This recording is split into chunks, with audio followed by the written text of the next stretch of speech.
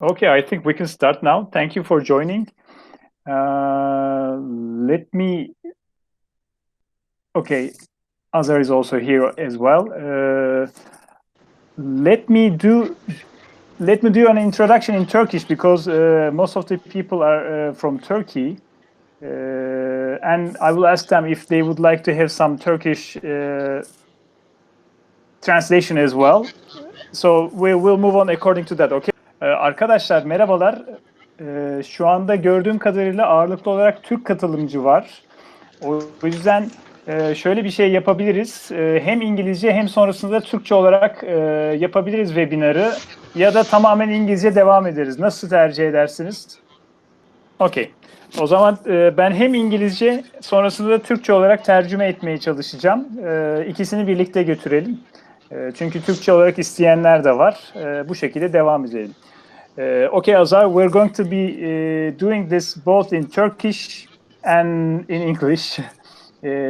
It will give me some hard time, but I will do my best. You can trust me as a native Turkish speaker. Let me do the introduction in Turkish, and then let me do every part in Turkish because most of them are Turkish people. The other ones are the Hanhaa people, I think. I will do my part in Turkish, and when we get to your part, you will do the English speaking, and then I will translate it to Turkish. Is that a deal? Of course. Okay. Thank you. Okay, you're welcome. Evet arkadaşlar, hoş geldiniz. Çoğunuzu tanıyorum, tanımadığım arkadaşlar da var aranızda. Bugünkü webinarımızın konusu 6 yöntemle, 6 yaklaşımla tedarik zincirindeki görselliği nasıl artırabiliriz? Bunların üzerinde konuşuyor olacağız.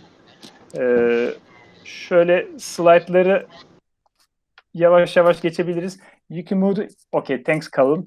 Gündemimizde önce bir giriş yapacağız. Ben hem kendi şirketimi tanıtacağım öncelikle. Ondan sonra katılımcı arkadaşları tanıtıyor olacağım. Tanıtmam sonrasında bazı lojistikle, tedarik zincirliği ile ilgili bulduğum istatistik ve rakamları sizlerle paylaşıyor olacağım. Ve çok ilginç rakamlar yakaladım. Dünyada aslında ciddi anlamda bir yerden bir yere ürünler gönderilirken, hatta daha yeni okudum, 1,5 milyar euroluk bir mal alışverişi yapılıyor Avrupa ile Amerika arasında günde. Korkunç rakamlar giderken bu rakamların bir kısmı aslında yollarda nasıl kayboluyor, biraz onları anlatacağım. Daha sonra sözü ben Azar Bey'e vereceğim. O da bazı vaka çalışmaları var kendilerinin yaptığı Parcelive'la birlikte. Onları sizlere aktarıyor olacak. Oradaki aktardıklarını ben zaten Türkçe'ye çeviriyor olacağım. Mikrofonları ve görüntüleri sessize aldık şimdiye kadar. Ama mikrofonla alakalı olarak sormanız gereken bir şey olsa ben yaparken sorabilirsiniz ya da açıp soru sorabilirsiniz. Ama en sonda zaten soru cevap kısmımız olacak. Orada da sorular sorma imkanı söz konusu olabilir. Buradaki slaytları da gene bu QR kodu kullanarak, okutarak elde edebilirsiniz web sitemizden. Sonunda tekrar yayınlıyor olacağız. Şu anda telefonlarınız hazır değilse problem değil. Katılımcıları burada görüyorsunuz. Ben Birden Tulu Siyahi, Bilik Opex firmasının kurucu ortaklarından birisiyim. Azar Hüseyin, Hanhaa CEO'su, zaten aslan. I'm talking about your lionship, as you can see. Aslan olduğu için onu ortaya koyduk. Ve Callum O'Hare de gene Hanhaa firmasının pazarlama direktörü. Onu da elinde böyle bir sesini yükselttiği için böyle bir yapay zekası verdi PowerPoint'i hazırlarken bu ikonları. Ama doğru da vermiş gibi gözüküyor. Biz de partner olduğumuz için görüyorsunuz ellerimiz birleşik bir şekilde. We can move on. Kendimizi biraz tanıtayım. Biz operasyonel mükemmellik üzerine çalışan bir danışmanlık şirketiyiz. Yaptığımız iş aslında müşterilerimizin karlılığına etki eden kalite, stoklar, verimlilik gibi konuları dijital operasyonel mükemmellik çözümleriyle çözmek. Neden dijital operasyonel mükemmellik diyorum? Şundan, bunun içerisinde çok iyi bildiğiniz belki Lean Six Sigma, Yalın Alt Sigma gibi araçlar da kullanıyoruz. Ama yaklaşık bir 4-5 seneden beri bu araçları biz dijital dönüşüm araçlarıyla, işte RPA, Parcelive olabilir, yapay zeka olabilir, işte AR olabilir vesaire vesaire diğer araçlarla destekliyoruz ve daha kalıcı, daha uzun süreli çözümler elde edebiliyoruz müşterilerimiz için. Başlamadan önce şöyle biraz yüzümüzü güldürelim istedim. Biliyorsunuz hepimiz evdeyiz. Biz evde olduğumuz için ne tiyatroya gidebiliyoruz, ne sinemaya gidebiliyoruz, ne sergilere gidebiliyoruz. Bundan yakınan ve konser vereceği için Mart'ın başında konser verecekken konseri iptal edilen birisi Sosyal Mesafe Festivali açmış. Bu festival sayesinde yan tarafta gördüğünüz görsel sanatlardan dansa, müziğe, tiyatrolara, operalara kadar birçok bağımsız sanatçının eserlerini inceleyebiliyorsunuz. Hatta isterseniz onlara bağış da yapabiliyorsunuz. Böyle bir artısı var. O yüzden özellikle paylaşmak istedik. Biraz böyle giriş güzel, rahat olsun diye. Sonra rakamlara başlayacağız zaten.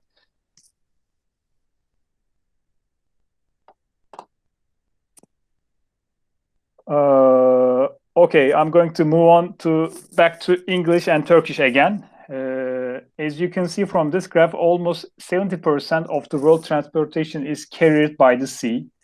This is the 2015 number on the left, you can see.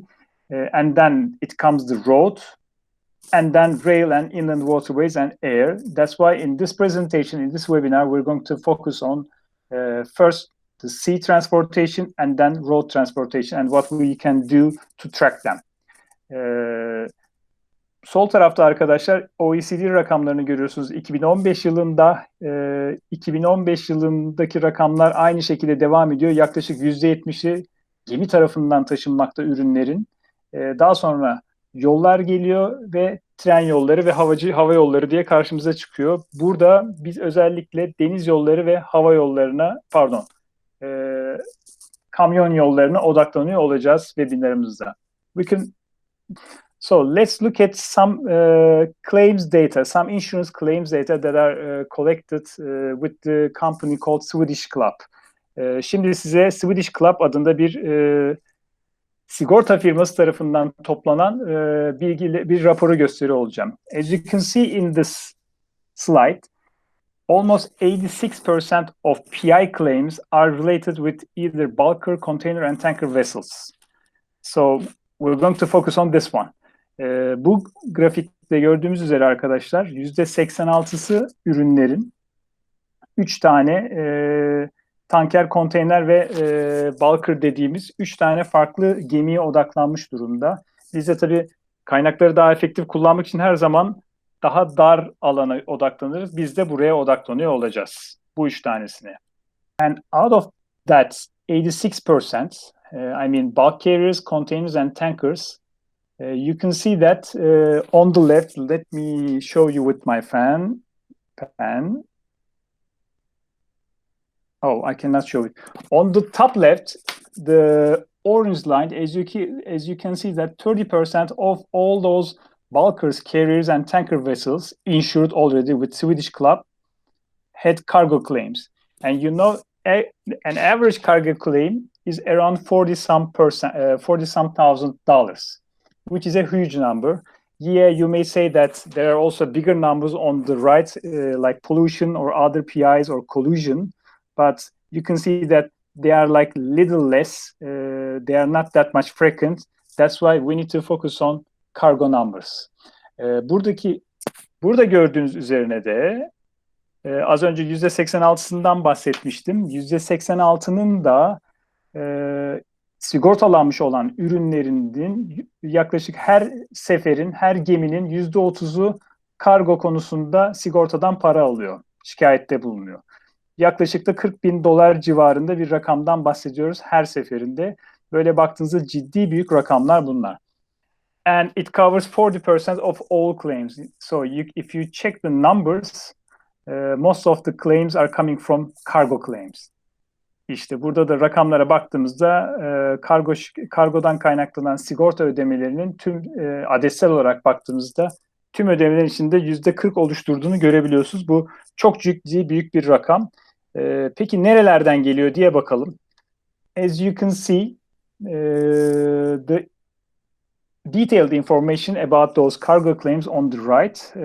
On the top, you can see the most costly causes, and on the bottom, you can see the amounts of most common causes of cargo claims.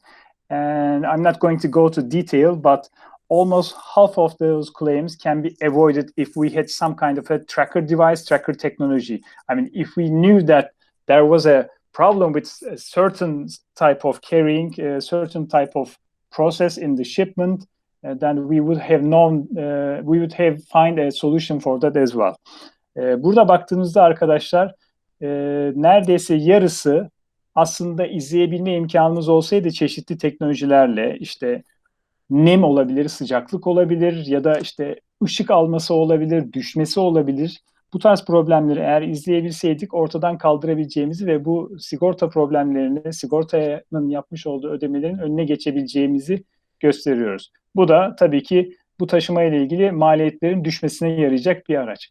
So, as you can see, if we had a solution to be able to track those shipments, then we would have found a less costly way of carrying our products, transporting our products. So, and as I said in the beginning, first we are going to focus on the sea shipments, and then later we're going to focus on the truck shipments of goods.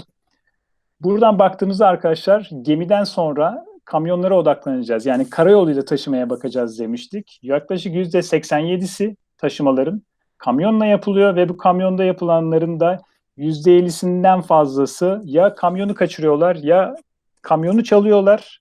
Kamyonu kaçırırken şoförle kaçırıyorlar. Kamyonu çalıyorlar ya da kamyonun içinden ürünü çalıyorlar olarak belirlenmiş. From these numbers, as you can see also, most of the thefts are happening from the trucks, and over 50% of those thefts are either hijacking, theft from vehicle, or theft of the vehicle. By the way, these are TT Club numbers. You can find the references of those reports at the end of the presentation. Buradaki bilgiler TT Club bilgileri arkadaşlar.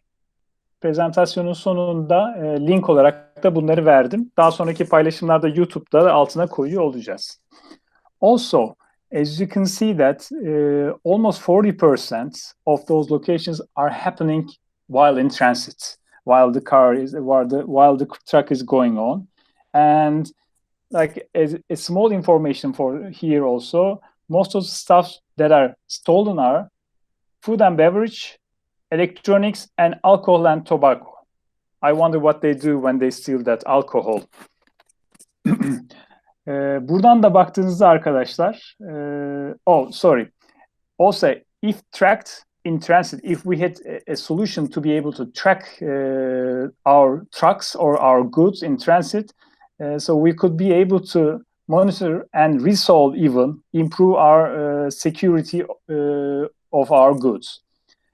Buradan da baktığınızda arkadaşlar yaklaşık %37'si kamyonlarla taşınan ürünlerin yol sırasında çalınıyor. Çalınan ürünlerin de kategorisine baktığımızda gıda ve içecekler, elektronikler ve daha sonra alkol ve tütün olarak karşımıza çıkıyor. Buna bakarak da şunu söyleyebiliyoruz. Eğer bunu izleyebilecek, yani ürünün başına ne olduğunu gelebilecek gene bir takip etme cihazımız olsaydı buradan kaynaklanan maliyetleri de ciddi anlamda aşağı çekebilirdik. Yes, we can move.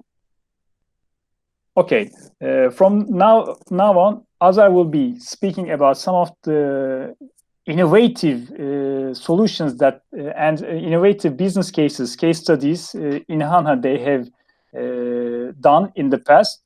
So you will do the talking, and then I will translate it to Turkish. I will interrupt you in some cases. Is that okay for you, Azar?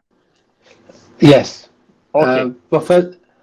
Firstly, I want to say welcome everybody. Thank you for engaging with us and dialing in to find out more about Parcelive and how it can help.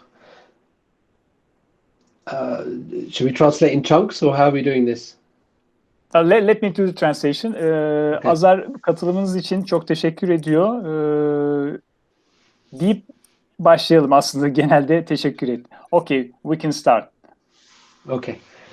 So the big takeaway from all of these things is that in order to drive an efficiency through your supply chain, data, but more importantly, insight is really important. So there's a big difference between data and insight. Burada özellikle Azar veri ve içgörüden, insight'tan bahsetti. Çünkü sadece veri toplamak işin önemli kısmı değil. Burada veri toplamanın ötesinde bu veriyle bazı kararlar alıyor olacağız. Yani az önce maliyet tasarruflarından bahsettim ya ben size. Oradaki bu verileri anlamlı hale getirdiğimizde problemlerin nerede, hangi lokasyonda, ne sıklıkta olduğunu çok daha kolay kestirip önlemler alabilme imkanımız söz konusu olacak. Go ahead please. So all of our examples, what we are trying to do is get the data in, but convert it into insight that can equal actionable plan, so you can fix the core problem. So Hanha's innovation is to really drive insight at a scale that's meaningful, that's timely, that's actionable for our users. Az önce de anlattığım şeyi tekrar özetledi aslında. Ben tekrar etmek durumundayım o yüzden söylenenleri. Aslında buradaki yapmaya çalıştığımız veri almak, veriden anlam çıkartmak ve bu veriyle ilgili aksiyonlar almayı sağlatmak. Bunu da bizim planımızın içerisine sokma. Örneğin belirli yerlerde belirli sıkıntılar göreceğiz. Mesela solda 6 tane bizim anlatacağımız 6 tane yöntemi anlatacağız. Bunlarla ilgili herhangi bir sıkıntı yaşadığımızda anlık olarak bunu görüp anlık olarak sürece müdahale etmemizi sağlayacak. Anlığın ötesinde birkaç tane veri toplanmaya başladıktan sonra daha ileri zamanda bunlarla ilgili daha kalıcı aksiyonlar almamızı, belki süreçte ciddi değişiklikler yapmamızı sağlayacak bilgiler bize veriyor olacak. Okay? So a little bit about Parcelive, the product. Before we talk about this, it's important to say that we do not sell hardware. So there is no ownership of hardware for our customers. Hanhaa provides the service of Parcelive as a ready-to-go feature you can add to your shipments without any hardware maintenance or support issues. Parcelive'ın en güzel avantajlarından bir tanesi bu bir donanım değil. Yani bu sizin bilgisayarlarınıza eklemeniz gereken ya da araçlarınıza kurmanız gereken, civatalamanız, takmanız gereken bir üründen bahsetmiyor. Bu her ürünle birlikte taşıyabileceğiniz ready to go dediğimiz, yani ürünün yanına koyduğunuzda ürünün yanına bantlayabilirsiniz ya da kutunun içerisine koyabilirsiniz. Bu şekilde ürünle beraber mesafeleri alabilecek, bakım istemeyen ve tamamen kullan, geri gönder prensibiyle çalışan, bunu birazdan bir detaylandıracağız zaten. Tamamen bu şekilde kullandıktan sonra ihtiyacınız kalmadığında ilgili yere geri gönderebileceğiniz ya da postalayabileceğiniz bir mantık üzerine kurulmuş durumda. Okay? Very good. Okay. So the physical way customers interact with Parcelive is through our Parcelive device, which looks like a postcard. So you see one there. It is fully instrumented with many sensors, and we'll go into that in a second. Arkadaşlar aslında bakın şuradaki kutudan bahsediyoruz. Bu kutuyu şöyle düşünün. Eskiden kasetler vardı, video kasetler. O boyutların biraz daha incesini düşünün.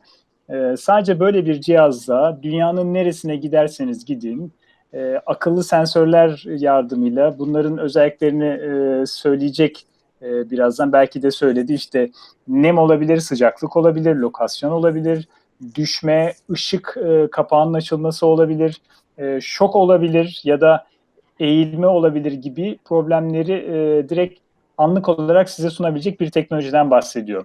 Yes, you can go on, please. Okay, perfect. So if we go to the next slide. So in the device, we can detect, of course, location. We also detect security in considerations. Has the box or has the shipment been opened or has it been dropped? We also detect environmental issues like temperature, humidity, and we also detect when the box is opened. Each sensor reading is also has a location and a time alongside every sensor reading. Az önce bahsettiğim 6 tane sensördü burada görebiliyorsunuz sol tarafta. Tekrar edeyim. Bir tanesi GPS lokasyon, nerede olduğunuzun verisi, sıcaklık, etki ve şok verisi, eğim verisi, kutu açıldı açılmadı ve nem verisi. Bunu zaman serisi olarak, yani timestamp dediğimiz, anlık olarak hangi saniyede ne olmuş diye tek tek takip edebilme bilgisini veriyor bize Parcelive. Okay. So when the device arrives at your point of dispatch, it's ready to go, fully charged, and it is branded for your channel. Okay. Tamamen her cycle sırasında. Okay, first let me ask a question. There's a question asking what's the battery life and how long does it take for a cycle? So the battery life can last up to 65 days.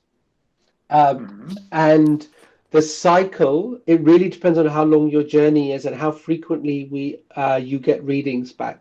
So you have the ability to set profiles on the journey. Just like you have a profile in your phone, you change from meeting to general, it changes the behavior of the phone. In the same way, in Parcelive, you can create a profile so it changes the behavior of the sensors and the timings. So this way, different profiles have different battery lives. Sorry, go ahead. Very smart solution. Şimdi soruya ben cevap vereyim. Yaklaşık 65 günden bahsediyoruz. Ama kullanımınıza bağlı olarak bu sürede değişiklikler olabiliyor. Yani ne sıklıkta veri almak istediğinizle alakalı. Tabii böyle durumda şunu yapabilirsiniz. Mesela Atlantik'in ortasındasınız. Atlantik'in ortasındaki bilgiyi çok sık almak istemiyorsanız oraya özel bir profil belirleyip oralarda biraz daha az sıklıkla veri gelmesini ve böylelikle pil ömrünü tutmayı biraz daha uzatabiliyorsunuz. Okay.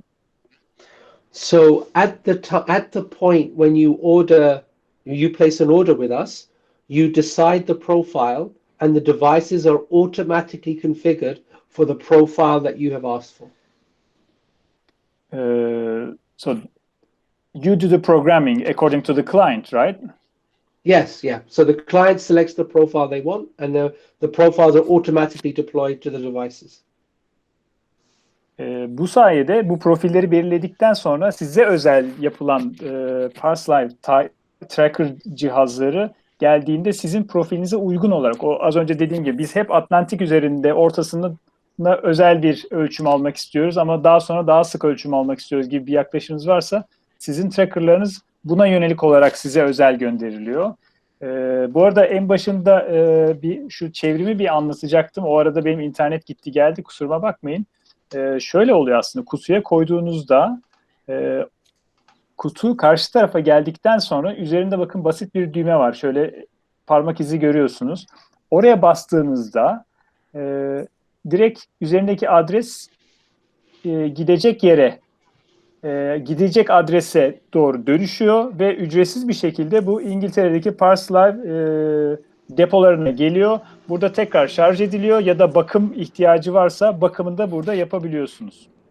Genel olarak cycle bu şekilde gidiyor ve dünyanın birçok ülkesinde ücretsiz olarak, yani kargonuzu gönderdiğinizde o kargoyu boşaltan ekip sadece bunu posta kutusuna atıyor. Üzerindeki düğmeye basıp bu kadar basit bir şekilde ücretsiz bir şekilde geri dönüşü yapılıyor. There's another question. The question is, in the land usage, in the trucks usage, can we combine Parcelive with the driver and even with the truck? Do we have a traceability? Can we do that? So one of our innovations is that we are now giving you direct link with your cargo. So as the cargo moves across truck, train, plane, ship, you will always follow the cargo. We do have some capability now for you to link the ship, your cargo with ship traffic, and there's a feature that we allow that to happen. But we do have, but we do have Also, we have an ability to allow you to use blockchain. So if you have other data, let's say connections coming in, barcode scanning, drivers, and so on, custom documents, you can link this data with that data and combine it onto a blockchain for integrity of record. So you don't have a solution, but it's doable. That's what I understand. Yes. Okay, so which is good. Bu az önceki soruya şöyle bir cevap geldi. Karayolu kullanımında sürücü veya araç ile eşleştirebilir miyim diye. Şöyle bir çalışma var. Gemilerde böyle bir eşleştirme yapılabiliyor. Kamyonlarda henüz böyle bir şey yok. Ancak zaten nerede olduğunu ve ne şekilde gittiğini biz biliyoruz. Şu an ürün nerede, hangi yolda onu biliyoruz. Eğer o yoldaki bilgiyi alabileceğimiz bir barkod bilgisi ya da işte bir başka bir yazılım bilgisi tarzı bir şeyiniz varsa onunla bu bilgileri eşleştirebilme imkanımız var. Ama şu anda bu bir Parcelive çözümü değil, bu ayrı bir çözüm olarak yapılıyor ama yapılabilir diye cevabı aldım. Okay? So, when you think about Parcelive, think about it in this way, that Parcelive is a platform, and we have many features which are like apps, and you can add apps onto the platform. So one app is blockchain, one app is geofencing, one app might be profiles, for example. So you can add and build your product depending on how many apps you would like to install on the Parcelive platform. Bu da gene şu andaki birçok teknolojik araç gibi API'lerle zenginleştirilebilir bir araç. Mesela blockchain'den ya da geofencing'den ya da profillerden az önce bahsettik. Bunlar gibi API'lerle Parcelive Tracker'ı çok daha farklı amaçlar için çok daha zenginleştirme imkanına sahip olabiliyoruz. Okay. So, when Parcelive arrives at the dispatch point for injection into the shipment, Hanhaa delivers this on behalf of all of our customers. So when you place an order with us, anywhere in the world, we will deliver the tags to the point of dispatch for cargo injection. Hanhaa dünyanın neresinde olursa olun, sizin firmanız bu tracker'ları kullanmak istiyorsa firmanızın oradaki deposuna kullanım için bunları nakliyesini yapıyor. Okay. So when the Parcelive is injected into the shipment, when the shipment is now in flight, data is being sent back from the shipment by Parcelive directly back to us, and we then pass the data on to you. Veri alışverişi şu şekilde oluyor. Parcelive Tracker çalıştırıldığı andan itibaren verileri Hanhaa'ya göndermeye başlıyor ve bu bilgi de daha sonra size gönderiliyor. Okay.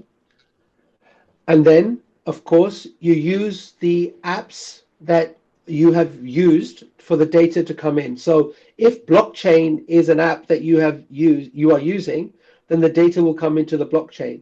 If geofencing is an app you are using, then the data will come into geofence. But of course, we also have APIs to link the data directly into your own warehouse management system.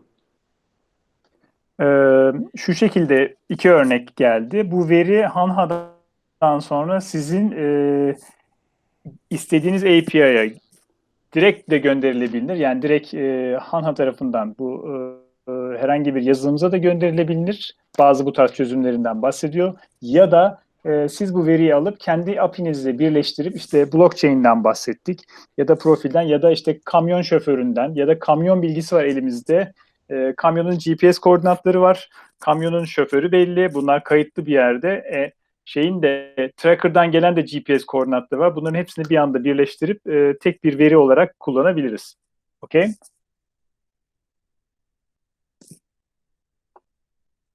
Arrives at its destination, the end user, the receiver, can take Parcelive out of the shipment, and then Parcelive will automatically detect where it is in the world and will create its own return label. So the end user just has to put it into the mailbox as is. No configuration required by the end user. And the device will find its way back home using the world postal networks. Az önce de anlattım. Ben biraz hızlı gitmişim tabii. Ürünü bayağı bir tanıyorum çünkü uzun süredir bildiğimiz için.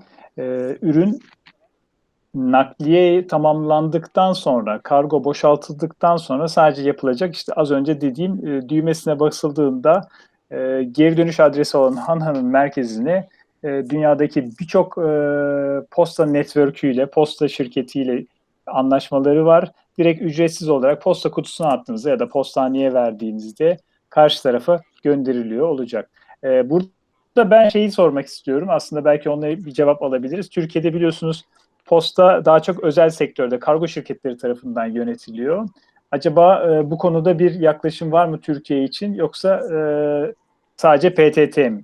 Okay, I have a question for you for now. In Turkey, we have a government postal network also, and also we have also other parcel services.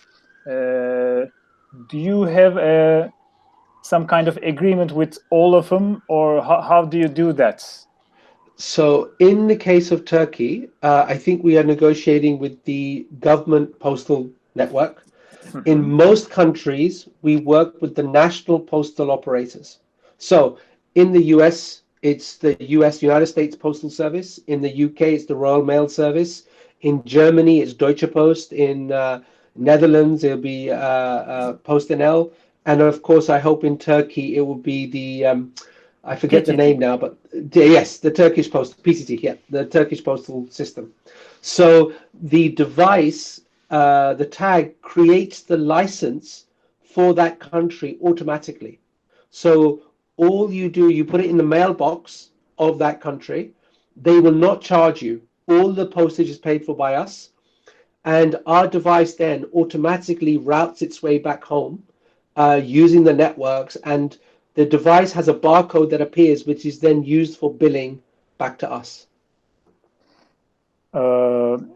Ülkelerle yaptıkları çalışmalarda ağırlıklı olarak özel firmalar değil, daha çok ulusal posta servisleriyle çalıştıklarını söyledi. Türkiye'de PTT ya da US Mail Amerika'daki ya da İngiltere'deki posta servisi olarak çalışıyorlar. Ve sistem şöyle işliyor. Üzerinde gene bir kod var. Bu koda bağlı olarak posta servisi bunu tamamen ücretsiz faturalaması Hanhaa'ya yapılacak şekilde tracker'ı geri dönmesi için hizmeti veriyor. Okay.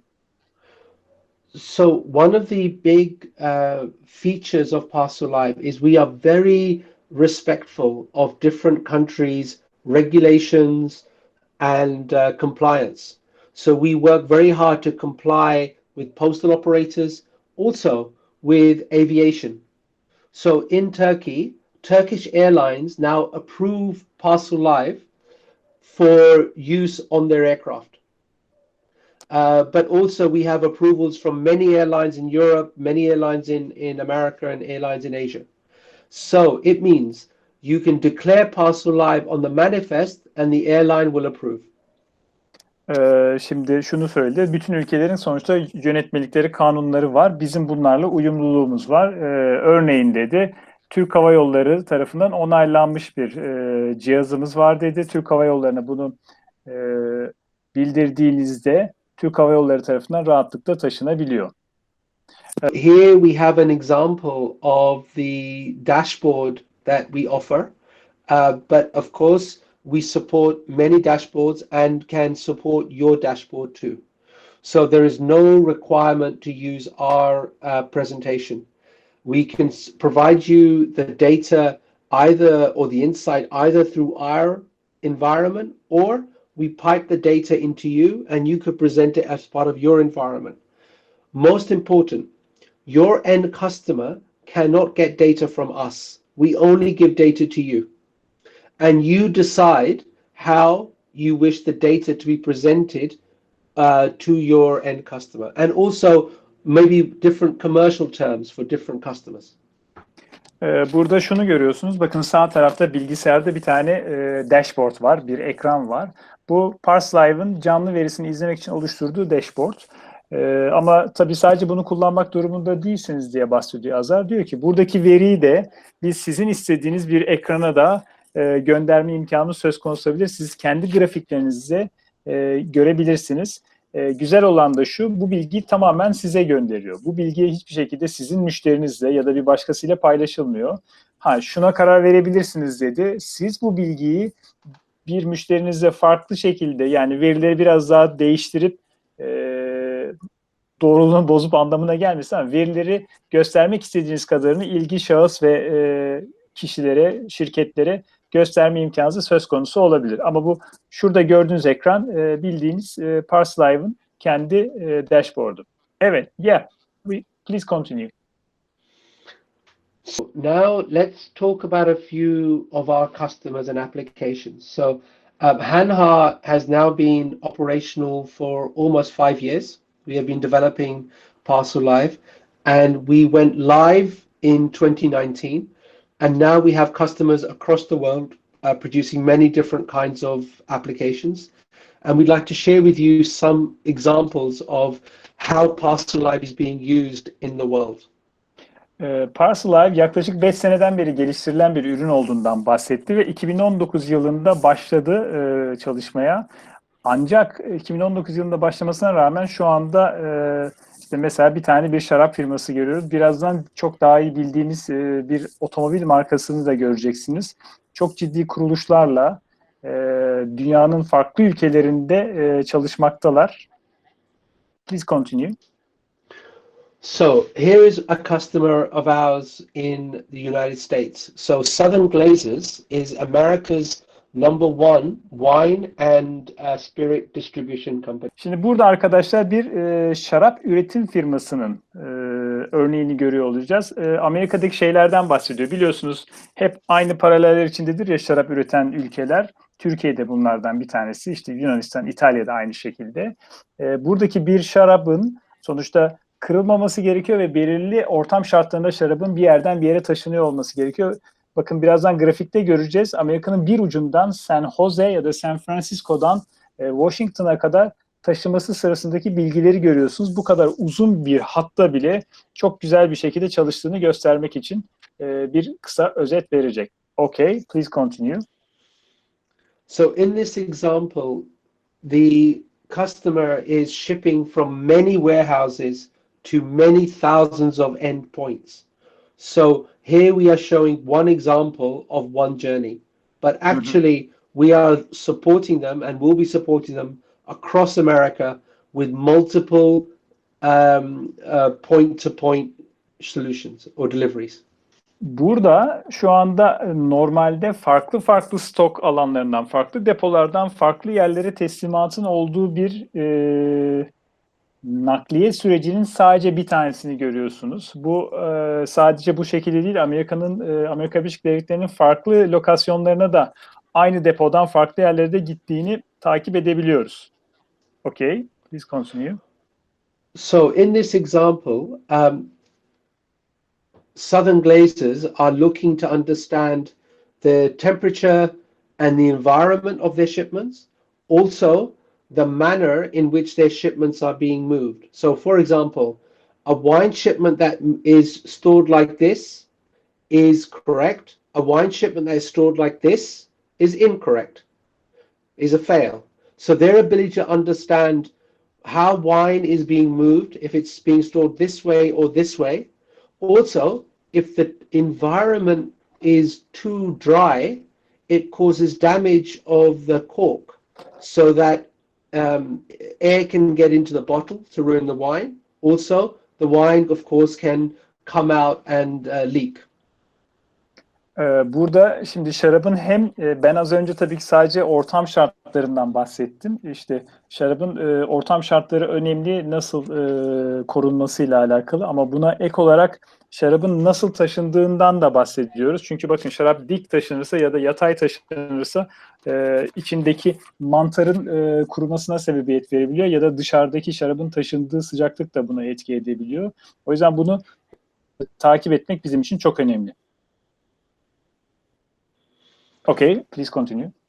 So here we have been helping Southern Glazers understand where in their operations there are points of failure or failure of process.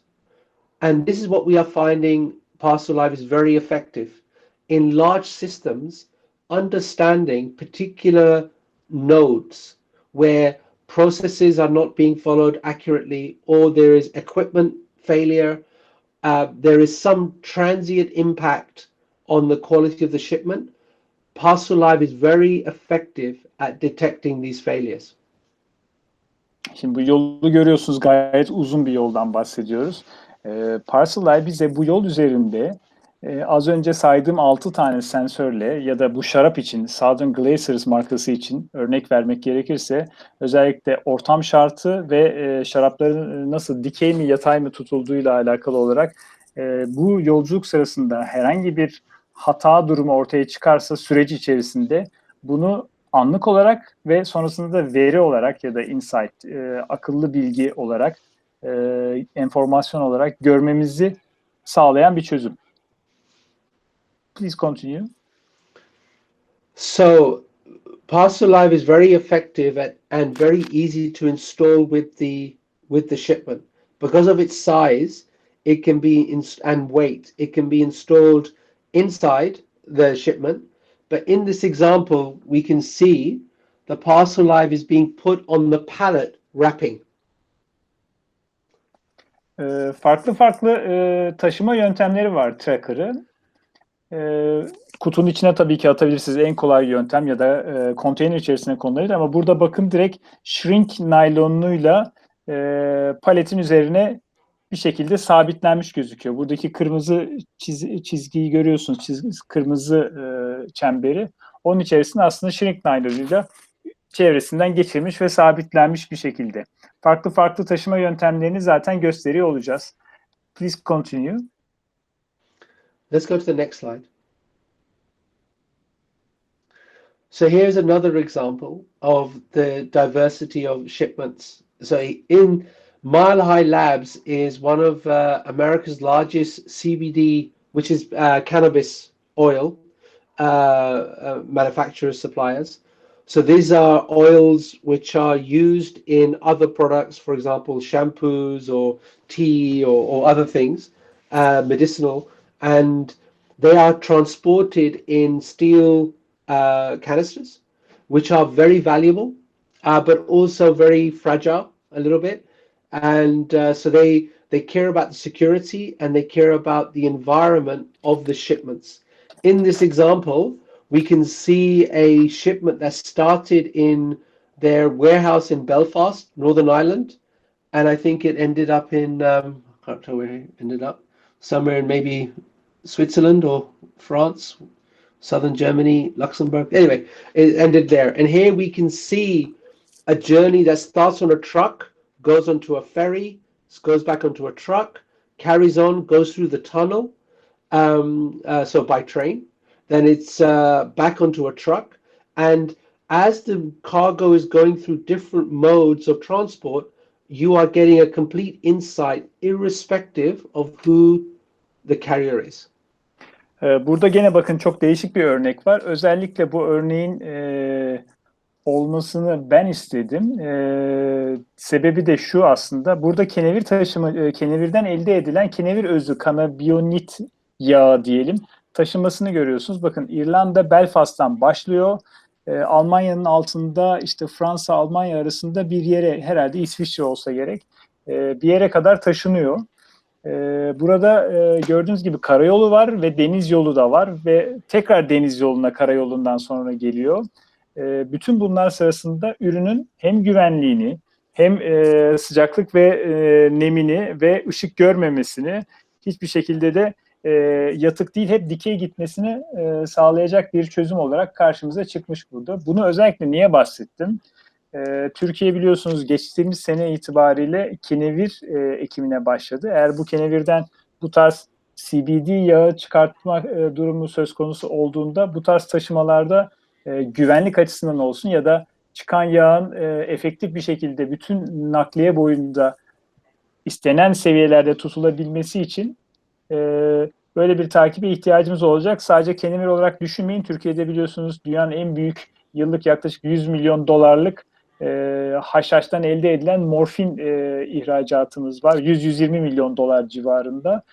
Bu da benzer şeylerde taşıma için işte güvenlik olsun veya diğer saydığım yöntemlerle taşıması ile ilgili bir izlenebilirlik isteniyorsa benzer yerlerde de kullanılabilir gibi gözüküyor. Okay, I added some information here. The reason for that is Turkey started to produce cannabis. Okay. So At the end of the oil. 2018. Yeah, and also we are the biggest producer of opium, morphine in the world. Okay. These are similar subjects. That's why I have given some information about that also in Turkish. Okay. Exactly right. Exactly right. Very, very good. And one of the other benefits with this is for customs reasons, for security reasons, when they ship the oil, the package is light sealed, so we can detect where and when the package is opened. And we can give a real-time alert if the package is opened in a place where it's not meant to be opened. We can detect that. Mesela şunu yapabiliyoruz. Özellikle hırsızlıkla alakalı konularda sonuçta bu bir ciddi maddi rakamlardan oluşuyor. Herhangi bir yerde kutunun kapağı açıldığında da bunu tespit edip evet kutu kapağı açıldı. Açıldığı yer bu bir gümrük ya da gerçekten açılmaması gereken bir yerse bunu da tespit etme imkanımız söz konusu. Please continue. So here you can see how seamless it is to add the parcel life. So these three are the oil containers for the CBD oil, and they simply insert it into the box, close the box. There is no external reference that this box has any security device inside. Everything is hidden from the user. Very James Bond style. Burada da arkadaşlar kutunun içerisine konulduğu yeri görüyorsunuz. Yukarıda bakın Free Post Packet Parcelive diye yazıyor.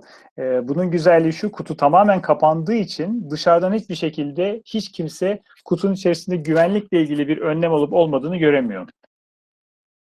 Okay. One of the great things about Parcelive is the absolute flexibility for you to apply the technology to many different applications. With minimum friction. So we've talked about oils. We've talked about, now we're talking about cars. We've talked about wine. We are tracking animals. We are tracking flowers. We are tracking engineering parts. I mean, lots of electronics. There is a massive opportunity to really drive insight across many different industries. Using this platform, and the combination by which we can scale both industries and the ability to get returns from many markets, it makes it very easy for your customers to adopt Parcelive. One question: are we talking about the whole car here, or are we talking about the car parts No, in this example? In this example, it's the entire car. Okay. So. Can we get back so I can translate it to Turkish? Arkadaşlar burada bakın Almanya'dan Porsche'ların yüklenip trenle Çin'e kadar gidişini takip etmişler. Yaklaşık 20 gün sürüyor. Bu tabii sadece bir örnek. Demin farklı ürünleri işte şişelerde taşınan şarap olabilir, su olabilir, gazozlar, kolalar olabilir ya da kutularda taşıdığınız başka malzemeler olabilir. Burada otomobilin tamamını görüyorsunuz ama otomobilde çalışan arkadaşlar belki biliyordur.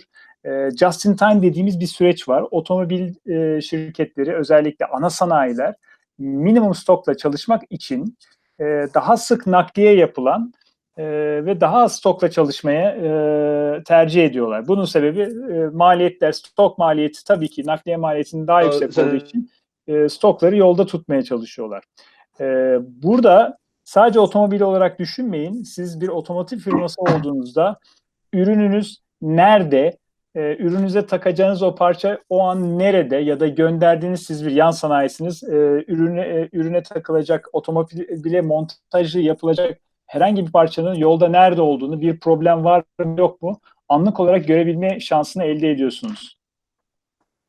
Okay, Azar is back again. So that's where we are with Porsche.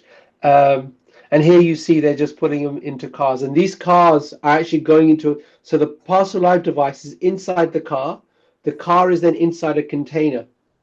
So the tracker is sending a signal from inside the car, inside a container, and if you look at the journey, we are traveling through southern Russia, northern China, southern Mongolia, all the way to eastern China and to Zhuhai, and we are getting connectivity in some very wide places. So one of the innovations about Parcelive is a lot of the radio engineering for the tag was custom made for us, and there's a lot of investment went into making sure we have high quality radio to capture signals and send signals in some very extreme situations. Also, it means in single story buildings, you can also see your cargo inside a building. So in a warehouse environment, you will see your shipment go through the cargo of that building, and we have examples of that too. So we can be able to track that also inside the building as well. For single story buildings, yeah, it depends on the network. It's not 100% because of the environment, but in most cases, you will find that you will see your parcel move inside a building as well also. Great. And one more question. Where do you put the tracker inside the car? I think it's just with the documents. They're just putting it with a document pouch, wherever the documents go. Okay then. Burada şöyle bir teknolojiden bahsediyoruz. Bakın burada aracın arkadaşlar içine konuluyor. Dokümanlarla birlikte içine konuluyor tracker. Araç daha sonra bir konteynere yükleniyor.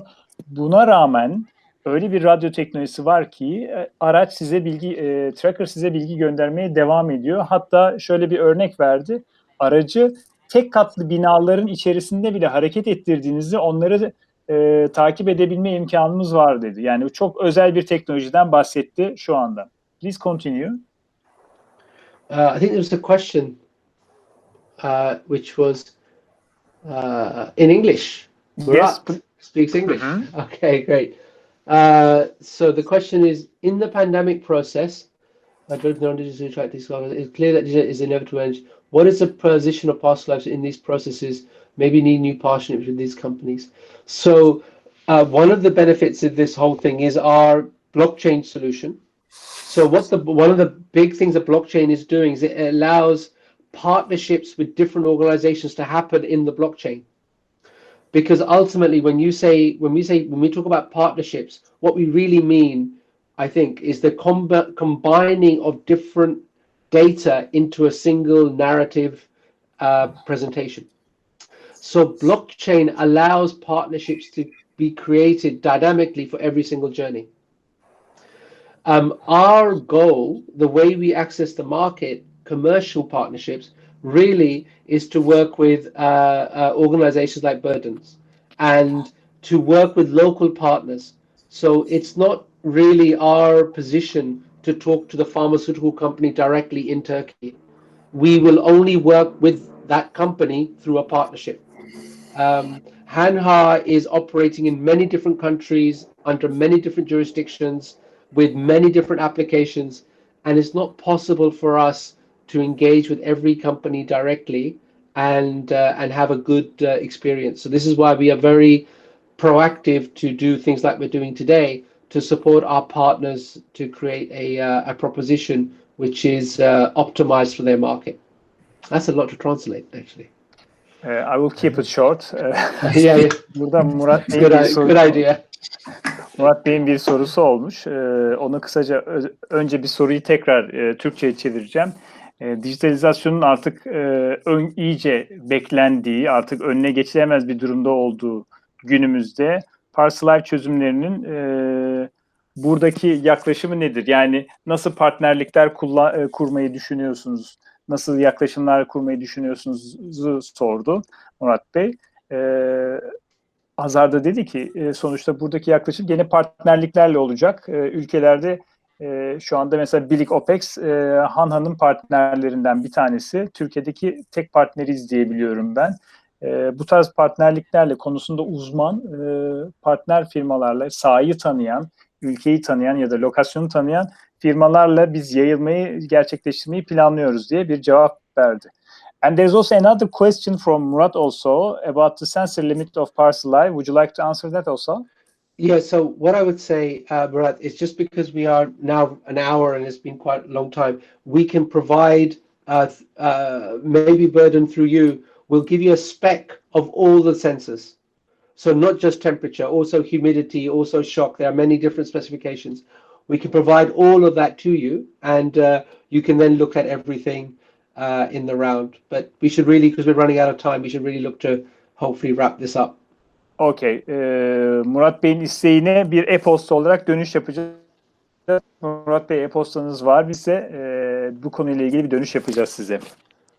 Very quickly, just to show you this last example here of animals.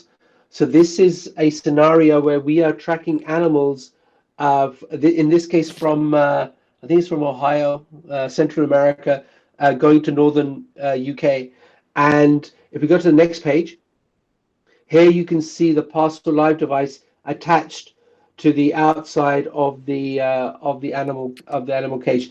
And in fact, we have been able to give live alerts back. We have had an example where the pilot did not turn on the heater of the cargo for the animal, and we were able to provide data to support that failure of the pilot.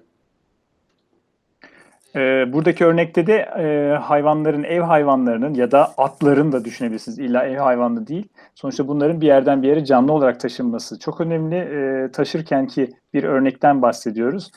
Güzel kısmı şu, anlık veri geldiği için eğer uçakta mesela pilot kargo bölümündeki ısıtıcıyı açmadıysa bununla ilgili anlık uyarı alıp müdahale etme imkanı olabiliyor. Please continue.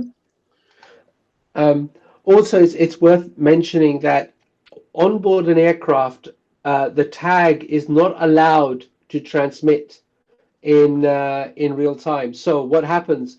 The tag is recording data, and when it hits the ground, it then sends all the data in one burst. So it backfills the data stream when there is no coverage.